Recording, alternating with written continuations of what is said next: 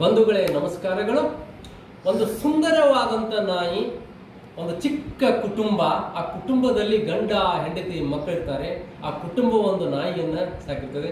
ಬಂಧುಗಳ ಜೀವನದಲ್ಲಿ ಅತ್ಯಂತ ಒಂದು ಆತ್ಮೀಯವಾದಂಥ ಒಂದು ನಮ್ಮನ್ನು ಅತ್ಯಂತ ಪ್ರೀತಿಯಿಂದ ನೋಡುವಂಥ ಒಂದು ವಿಶ್ವಾಸಿಕ ಪ್ರಾಣಿ ಯಾವುದಂದರೆ ಅದು ನಾಯಿ. ಇದು ಎಂಥ ನಾಯಿ ಬಂಧುಗಳೇ? ಈ ಸನ್ನಿವೇಶನ ತಮ್ಮ ಬಂಧುಗಳೇ ಹಂಚಿಕೊಳ್ಳ ಬಯಸ್ತಾ ಇದ್ದೇನೆ.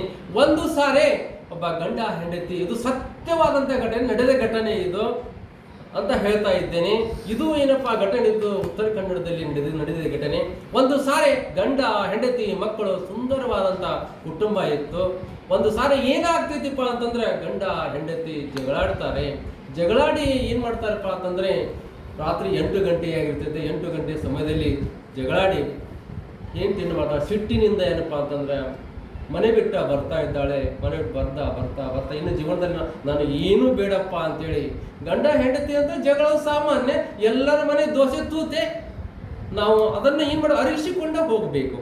ಈ ಸಂದರ್ಭದಲ್ಲಿ ಏನಾಯ್ತಪ್ಪ ಅಂತಂದ್ರೆ ಹಾಗೆ ಜಗಳ ಮಾಡಿದಾಗ ಏನಪ್ಪಾ ಅಂದ್ರೆ ಮನೆ ಬಿಟ್ಟು ಹೋಗ್ತಾಳೆ. ಹೋಗುವಂತ ಸಂದರ್ಭದಲ್ಲಿ ಇನ್ನೇನು ಏನಪ್ಪಾ ಹೋಗ್ತಾಳೆ ಊರ ದಂಡಿಗೆ ಒಂದು ದೊಡ್ಡದಾದಂಥ ನೇತ್ರಾವತಿ ನದಿ ಹರಿತಾ ಇರ್ತದೆ, ತುಂಬಿ ಹರಿತಾ ಇರ್ತದೆ. ಇನ್ನು ಏನಪ್ಪ ಅಂದ್ರೆ ಹೊಳೆಯಲ್ಲಿ ಜಿಗಿಬೇಕಂತಾಳೆ.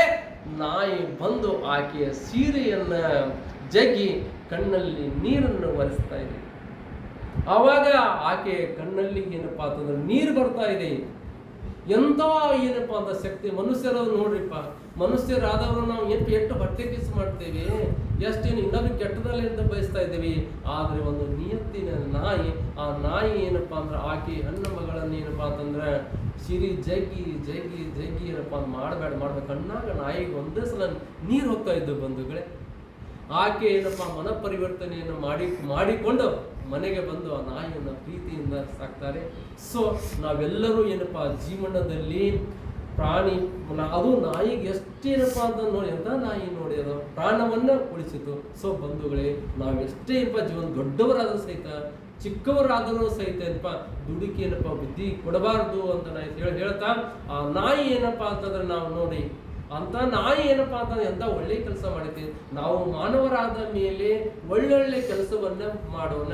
ಒಳ್ಳೆ ಕೆಲಸವನ್ನ ಮಾಡಿ ನಾವು ಏನಪ್ಪಾ ಸಮಾಜದಲ್ಲಿ ಗುರುತಿಸಿಕೊಳ್ಳೋಣ. ನಾನು ಒಳ್ಳೆಯವನಾದರೆ ಸಾಕಾಗಿಲ್ಲ, ಒಳ್ಳೆ ಕಾರ್ಯಗಳನ್ನ ಮಾಡಿದಾಗ ನಾವು ಏನಪ್ಪಾ ಮಾಡ್ತೇವೆ, ಮುಂದೆ ಬರ್ತಾ ಇದ್ದೇವೆ ಬಂಧುಗಳೇ.